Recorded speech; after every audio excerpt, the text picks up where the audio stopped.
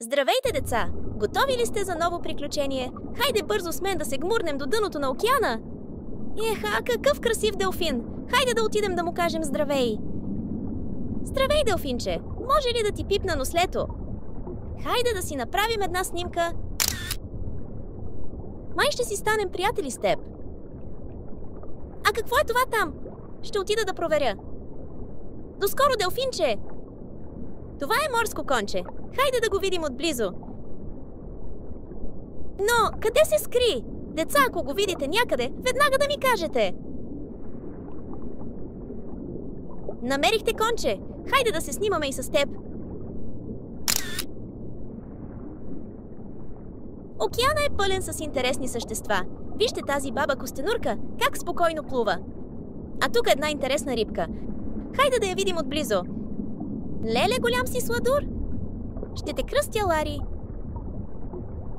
Делфинче, радвам се да те видя отново. Водиш си и приятел. Здравей, октопоче! С мен ли ще дойдеш? Деца, погледнете към дъното. Там се разхожда едно рачел-смокраче. В океана се крият и опасности, като тази голяма страшна акула. Трябва да се пазим от нея. За сега ще стоим далеч от акулите. Нека видим какво още крие океана. Пъстри медузи се носят наоколо. Ще ги гледаме само отдалеч. Не искаме да ни опарят. А тук има една морска звезда, полегнала на дъното. Вижте как сладко спи. Под водата е пълно с живот. От малки рибки до огромни гиганти. А ето един там. Здравейте, господин Кит! Китовете, като този, достигат до дължина от 20 метра, а теглото им до почти 50 тона. Какво е това сладко животинче ето там? Деца, това е морски лъв. Те са отлични пловци и могат да се срещнат както във водата, така и на сушата.